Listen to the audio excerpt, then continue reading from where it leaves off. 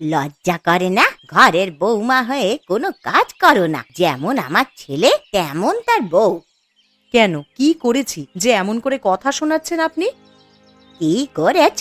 সকালবেলা উঠে ঘরটা ঝাঁট দেবে কে শুনি?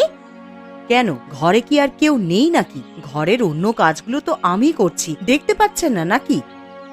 অত কথা তোমার আমি শুনতে চাই না। যেটা বলেছি চুপচাপ সেটাই করবে, না হলে আমার থেকে খারাপ আর কেউ হবে না। কেন, কি করবে তুমি? তুই আর বেশি কথা বলিস না আমাকে। কুলাঙ্গার ছেলে কোথাকার। কাজ বাজের কোনো ধান্দা নেই, বসে বসে খাস, আবার কথা বলতে তো লজ্জা করে না? লজ্জা কিসে শুনি? আর কাজবাজ করি না তোমাকে কে বলেছে? তুমি কি ভাবো তোমার শুধু একটা ছেলের ভরসায় সংসার চলে নাকি? আমার একটা ছেলে সংসার চালায়, আর তোরা শুধু বসে বসে খাস। শুনে রাখ, এখন থেকে আর এইভাবে সংসার চলবে না। আর লতা, তুমি কাজ করে খাওয়ার অভ্যেস করো। বসে বসে খাওয়ার দিন গেছে, এই কথাটা যেন তোমাদের মনে থাকে।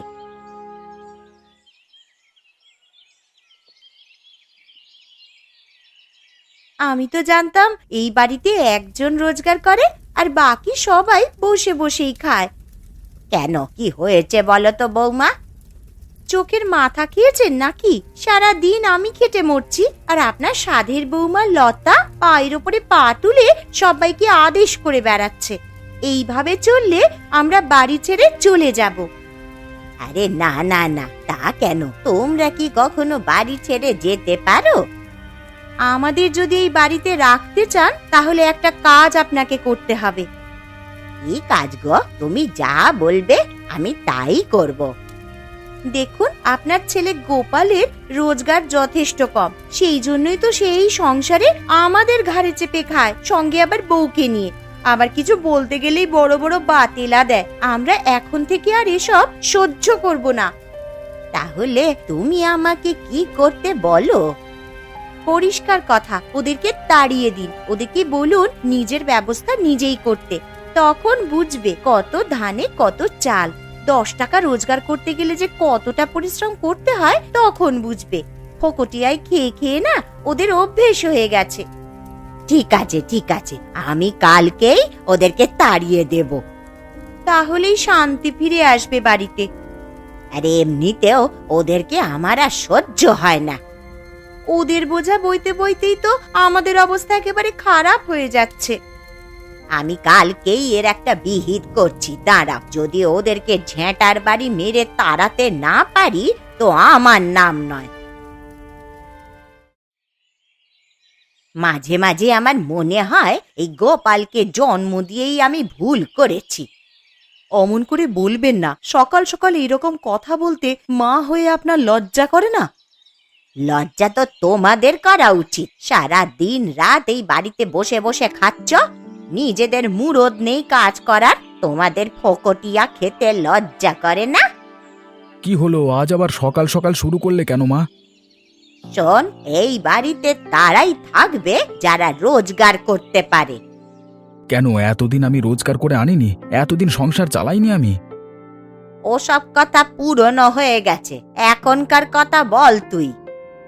ভাই যখন রোজগার করতো না তখন আমি ভাইকে খাওয়ানোর আগে কিছু বলেছি? আমি কি বলেছি সে কেন রোজগার করে না? এখন তোর ভাই তোর থেকে অনেক বেশি রোজগার করে, বুঝেছিস? তাহলে আমি কি করতে পারি বলো? তুই তোর বউকে নিয়ে এই বাড়ি থেকে বেরিয়ে যা। কোনোদিনও এখানে আর মুখ দেখাতে আসবি না, কুলাঙ্গার কথাকারের। আপনি ভুল করছেন মা। একদিন এর জন্য আপনাকে আফসোস করতে হবে। কি করতে হবে আর কি করতে হবে না সেটা আমি বুঝবো। আপনি আমাদেরকে তাড়িয়ে দিচ্ছেন, কিন্তু আমরা কোথায় গিয়ে থাকবো? চুপ করো তো লতা, বয়স বাড়লে লোকের অনেক রকমের বাতিক হয়। চলে এসো, আমরা আমাদের মতো ঠিকই কিছু জোগাড় করে নিতে পারবো। রোজ রোজ এই বাড়িতে অপমান আর সহ্য হয় না।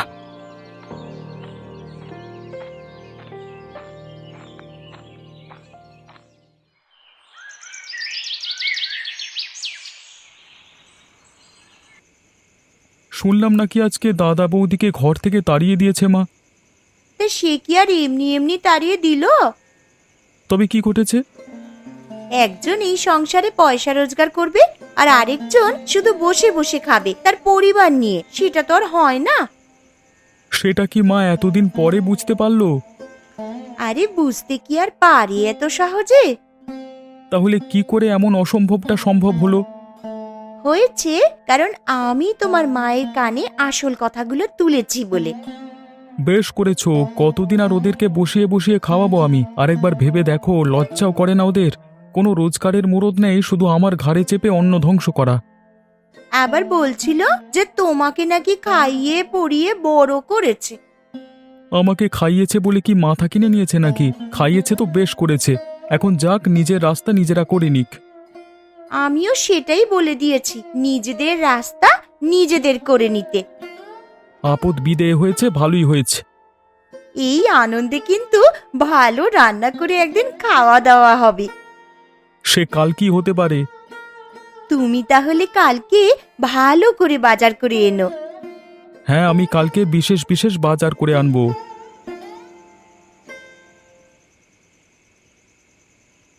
এত রাত হয়ে গেল, তবুও আমরা একটা থাকার জায়গা পেলাম না। কি ভরসায় যে তুমি বাড়ি ছেড়ে বেরোলে। দেখো, একটা কথা বলি তোমাকে, সারা জীবন রাস্তায় কাটাতে পারবো, তবু অপমানের ভাত খেতে পারবো না। যে বাড়িতে মা ভাই রোজ অপমান করে, সে বাড়িতে থাকতে পারবো না আমি তোমাকে নিয়ে। আরে একটু মানিয়ে গুছিয়ে নিলেই তো হতো। দেখো, একটা কথা বলি, মানিয়ে নেওয়ার একটা সীমা থাকে। রোজ এইভাবে অপমান আর সহ্য হলো না আমার। আর আমি নিজের অপমান সহ্য করতে পারি, কিন্তু তোমার অপমান আমি কিছুতেই সহ্য করতে পারবো না। কিন্তু এখন আমরা থাকবো কোথায়, খাবো কি, সেটা তো ভাবো। এই যে সামনে জঙ্গলের মধ্যে ভাঙা বাড়িটা, এর মধ্যেই আমরা এখন থাকবো। পরিষ্কার করে নয় থাকার জায়গাটা হয়ে গেল, কিন্তু খাবে কি? সেটার ব্যবস্থা হয়ে যাবে। কি ব্যবস্থা করবে শুনি? কালকে সকালে ভাবনা চিন্তা করে কিছু একটা নতুন ব্যবস্থা বার করব। এমন ব্যবস্থা বার করব যে এই গ্রামে হবে সেটা নতুন। তাহলে তো সেটা খুব ভালোই হবে। ওরা আমাদের তাড়িয়ে দিয়ে ভালোই করেছে। ওরা যদি আমাদের না তাড়িয়ে দিত, তাহলে আমাদের জীবনে উন্নতির মুখ আমরা দেখতে পেতাম না। এবার আমার মনে হচ্ছে আমাদের উন্নতি হবে খুব তাড়াতাড়ি। চলো, আজকে রাতের মতো আশ্রয় নেওয়া যাক। হ্যাঁ চলো।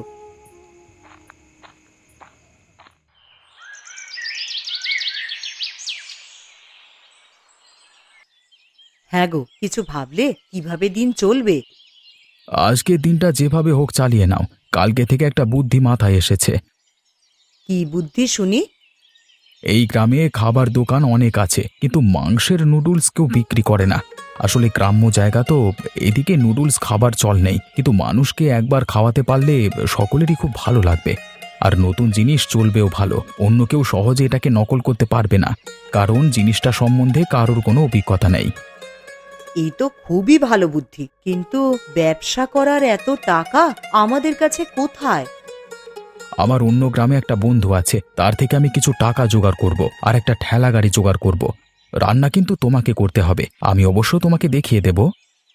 ঠিক আছে, এ তো খুবই ভালো বুদ্ধি। আমার মনে হয় সবারই খুব পছন্দ হবে। সবার পছন্দ হতে বাধ্য। সবার সাথে আমাদেরকে খুব ভালো ব্যবহার করতে হবে, যাতে সবাই আমাদের দোকানেই আসে।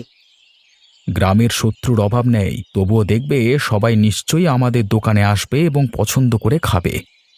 তাহলে কবে থেকে আমরা দোকান শুরু করছি? কালকে সকাল থেকেই আমরা দোকান শুরু করেছি। আমরা একদিন মাংস ধারে নেব, তারপর সেই দিনের বেচাকেনায় আমরা ধার মিটিয়ে নেব। এভাবে আমরা ব্যবসা করব রোজ। খুব ভালো বুদ্ধি গো তোমার। আমরা যদি বাড়ি থেকে না বেরিয়ে আসতাম, তাহলে এত ভালো বুদ্ধি তোমার মাথা থেকে বের হতো না কখনো। এবারে যারা আমাদের বাড়ি থেকে বের করে দিয়েছে তারাই পস্তাবে। যতই পস্তাক, ও বাড়িতে আমরা ফিরে যাব না। আর কখনোই যাব না আমরা ওই বাড়িতে ফিরে। একদম ঠিক কথা বলেছ তুমি।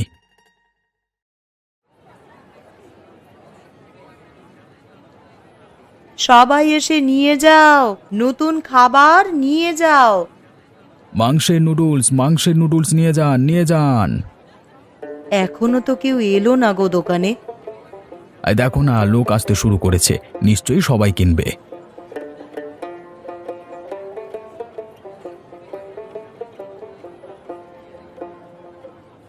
কি বিক্রি করছো গো তোমরা? এটা হচ্ছে মাংসের নুডলস। সেটা কি জিনিস? খেয়ে দেখলে তবে তো বুঝতে পারবেন। খাওয়াও দেখি। এই নাও, তোমাকে মাংসের নুডলস দিলাম।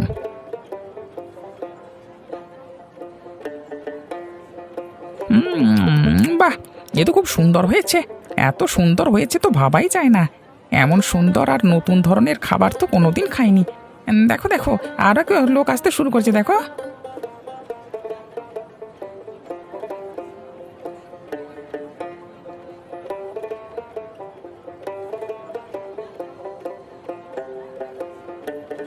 ভালোই হয়েছে গোপাল ভাই, তোমার এই নতুন ধরনের মাংসের নুডলস খুব ভালো হয়েছে।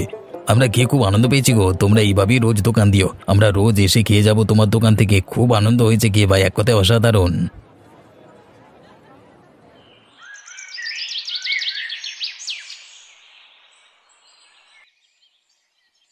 কি বলতে চাও খগেন তুমি? বাবু, একটা কথা পরিষ্কার আপনাকে বলে দিতে চাই। কি কথা সেটাই তো জিজ্ঞাসা করছি। নতুন নাটক শুরু হয়েছে আজকাল বাজারে। কি নাটক শুরু হয়েছে শুনি? আমাদের গ্রামে, মানে আমরা যে সমস্ত খাবার খেয়ে অভ্যস্ত, তার বাইরে নতুন নুডলস বিক্রি হচ্ছে। এসব অনাচার কে করছে? এই গোপাল আর তার বউ। ওদের বাড়ি থেকে কেউ কিছু বলছে না? ওদের বাড়ি থেকে ওদেরকে দূর দূর করে তাড়িয়ে দিয়েছে কুত্তার মতো। তাহলে আমাকে কি করতে বলো শুনি? যত তাড়াতাড়ি সম্ভব ওদেরকে দোকান বন্ধ করানোর ব্যবস্থা করুন, না হলে আমি বলছি আপনার হোটেল বাজার থেকে বন্ধ হয়ে যাবে খুব তাড়াতাড়ি। আর যদি নিজের হোটেল বাঁচাতে চান তাহলে ওদের দোকান বন্ধ করবার ব্যবস্থাটা করুন। ঠিক আছে, আমি তোমাকে দায়িত্ব দিচ্ছি। যে করি হোক, ওদের ধমকে চমকে দোকান বন্ধ করানোর ব্যবস্থা করো।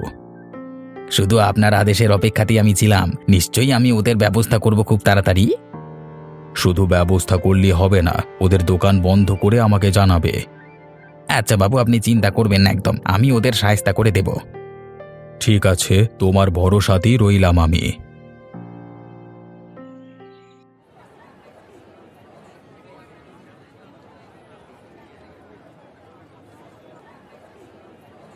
আরে গোপাল কাকা, তোমরা এখানে দোকান দিয়েছো নাকি?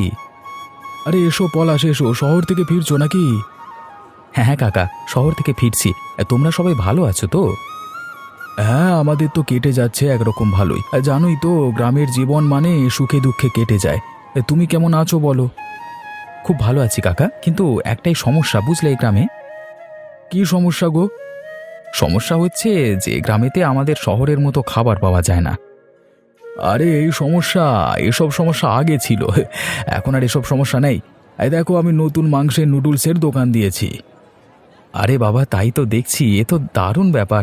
দাও দেখি, আমাকে খাওয়াও আগে। এই নাও ভাই, এই নাও। এ তো খুব সুন্দর খেতে গো গোপাল কাকা। আমি তো শহরে কোথাও এত ভালো মাংসের নুডলস খাইনি। যাক, একদিক থেকে ভালোই হয়েছে, গ্রামে এসেও এখন শহরে রান্না পাওয়া যাবে। আমি কিন্তু তোমার কাছে রোজ একবার করে এসে মাংসের নুডলস খেয়ে যাব। আয় তাই, এসো ভাই, তোমাদের জন্যই তো দোকান করেছি ভাই। ঠিক আছে, আমি এখন বাড়ি যাই, অনেকদিন পরে এলাম তো। আমি কিন্তু আবার আসবো তোমার দোকানে। ঠিক আছে, বেশ, এসো এসো এসো।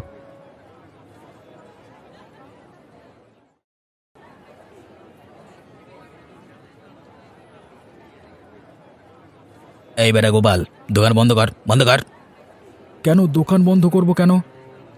এই দোকান বন্ধ করবি কারণ আমি বলেছি তাই। তুমি কে শুনি যে তুমি বললি আমাকে দোকান বন্ধ করতে হবে? আমি কি কারোর বাবার জায়গায় দোকান দিয়েছি নাকি? এই আমি অবিনাশ বাবু থেকে আদেশ নিয়ে এসেছি দোকান বন্ধ করবার। এক ঝামেলা গেল তো জীবনে আরেক ঝামেলা এসে জুটলো। বৌদি, বুঝিয়ে দাও গোপালকে, খুব খারাপ হয়ে যাবে আমার পেছনে লাগা। এই গ্রামে আমার পেছনে লেগে কেউ কিন্তু আর শান্তিতে থাকতে পারেনি। আমি কিন্তু একেবারে পেছনে হুড়কো দিয়ে ছেড়ে দেবো বলে দিলাম। দেখ ভাই খগেন, তোর যা ইচ্ছা করবার করে নে, কিন্তু একটা কথা সাফ শুনে রাখ, আমি দোকান এখান থেকে তুলব না। আর অবিনাশবাবুর কথা, ওনাকে যে যা বলে উনি তাই করেন। আমি নিশ্চিত তুই গিয়ে চুগলি করেছিস, তাই অবিনাশবাবু এমন কথা বলেছে। কেন, তুমি ভয় পাও না অবিনাশ বাবুকে? তুই অবিনাশবাবুকে গিয়ে একটা পরিষ্কার কথা বলে দিস যে গোপাল বলে দিয়েছে সে কারোর থেকে টাকা নেয়নি, কারোর বাপের জায়গায় ব্যবসা করেনি। সে নিজে খেটে নিজের বুদ্ধিতে ব্যবসা করছে, কারোর বাবার ক্ষমতা নেই তাকে তুলবার। সে তুইও তুলতে পারবি না, আর অবিনাশবাবু কেন, অবিনাশবাবুর বাপও তুলতে পারবে না, কথাটা জানিয়ে দিস। আজকের কথাগুলোর জন্য তোমাকে পস্তাতে হবে। আমি এখন যাচ্ছি, তবে খুব তাড়াতাড়ি আসবো আর তোমাকে দেখিয়ে দেব খগেনকার নাম।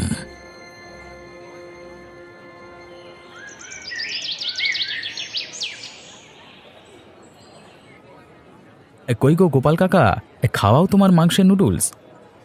খাওয়াতে তো পারি, কিন্তু আজকে আমার দুটো কথা শুনবে ভাই। কি হয়েছে বলো তো, তোমাকে এরকম উত্তেজিত লাগছে কেন? 5 লোকে এসে 5 কথা বলে যাবে আর উত্তেজিত হবে না? কি হয়েছেটা কি খুলে বলো তো আমাকে। দুপুরে খগেন এসেছিল, এসে শাঁসিয়ে গেছে যে আমি যদি এই দোকান খুব তাড়াতাড়ি বন্ধ না করি তাহলে সে নাকি তোমার বাবার সাহায্যে এই দোকান খুলে দেবে। এত বড় কথাটা বলেছে সে? হ্যাঁ, সে এই কথাই বলেছে। আমার বাবার নাম করে সে এত বড় কথা বলতে পারলো? আমার মনে হয় সে তোমার বাবার কানে উল্টোপাল্টা কথা বলে বিষ ভরেছে, আর তাতেই তোমার বাবা আমাদের বিরুদ্ধে চলে গেছে। যাই হোক, এই নাও তোমার নুডলস।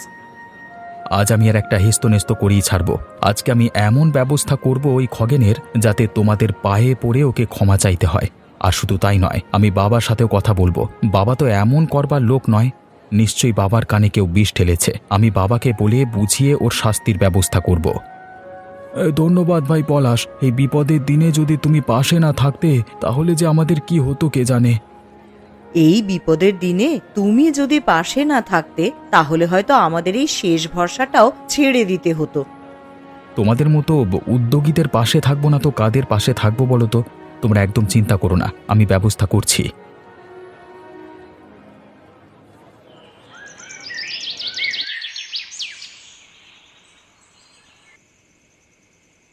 এই শয়তান খগেন, বাড়ি থেকে বের হ।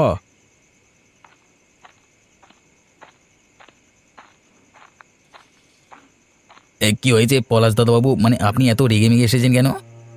তুই এক্ষুনি এই গ্রাম থেকে চলে যাবি। তুই যদি এই গ্রাম থেকে না যাস তাহলে কিন্তু তোর বাড়ি আগুন দিয়ে পুড়িয়ে দেব। কি হয়েছে বাবু, আপনি এত রেগে গিয়েছেন কেন আমার উপর? মানে তুমি গোপাল কাকার দোকানে গিয়ে বলে এসেছো যে তারা যদি দোকান না তুলে দেয় তাহলে তুমি তার ব্যবস্থা নেবে, আমার বাবার সাহায্যে নেবে। তাহলে জেনে রাখো, আমি এসেছি সেটা তোমাকে পরিষ্কার বলে দিতে যে তোমরা কিছুই করতে পারবে না। উল্টে আমার বাবার ব্যাপারটা তো আমি দেখে নেব, কিন্তু তোমাকে আমি এই ঘর থেকে তাড়াবো, এই গ্রাম থেকে তাড়াবো। ছোট বাবু, আপনার পায়ে পড়ি, আমাকে আপনি বাঁচান। আমার সাথে এমন করবেন না, আমার খুব বড় ভুল হয়ে গেছে। আর করবো না এমনটা কখনো। ছাড়তে পারি, তবে একটা শর্তে। কি শর্ত বাবু? শর্ত হচ্ছে যে কালকে সকালে আমাদের বাড়িতে আসতে হবে তোমাকে। সেখানেই বাবার সামনে তোমাকে নিজের মুখে সব কথা স্বীকার করতে হবে, তবেই তোমার মুক্তি হবে। ঠিক আছে বাবু, আপনি যাই বলবেন তাই হবে।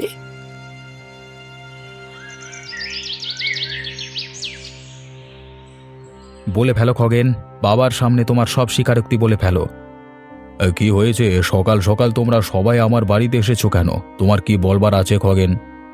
বাবু আপনার পায়ে পড়ছি, আমি খুব বড় অপরাধ করেছি। কি অপরাধ? বাবু আমি লোভের বশে গোপালদের উপরে হিংসে করে আপনাকে চুগলি করেছি। আমি মিথ্যে কথা বলে আপনার কানে বিষ ঢেলে ওদের দোকানে তুলতে বাধ্য করেছিলাম। শুধু তাই নয়, আমি আপনার কথার উপরে ভরসা করে ওদেরকে গিয়ে হুমকি দিয়েছিলাম। এইগুলো করা আমার উচিত হয়নি বাবু, আমি নিজের ভুল বুঝতে পেরেছি, আমাকে ক্ষমা করে দিন আপনি। আসল কথা আমি এখন বলছি আর কি, আমাকে ওই গোপালের ভাই রতন বলেছিল এইসব কাজ করতে। রতন ওর দাদাকে হিংসে করে বাড়ি থেকে তাড়িয়ে দিয়েছে, তার স্বাদ মেটেনি আর কি, তাই আমাকে বলেছিল এইগুলো করতে আর কি। শয়তানের বাচ্চা, নিজেও পাপ করলি আর আমাকেও পাপে জড়ালি। হ্যাঁ, আর যদি আমার ছেলে পলাশ না থাকতো আজকে আমার দ্বারা, তাহলে একটা বড় অনর্থ হয়ে যেত। রতন, নীলিমা আর কোনোদিন যদি গোপালের পরিবারের সাথে এমন করেছে তাহলে ওদেরকে আমি গ্রাম থেকে তাড়িয়ে দেব। আর খগেন, তোকে শেষবারের মতো বারণ করে দিলাম। আর কখনো করবো না বাবু। বাবু, ভুল হয়ে গেছে, কখনো এরকম করব না। না না, আর কখনো আমরা বড়দেরকে অসম্মান করব না। ধন্যবাদ বাবু, ধন্যবাদ।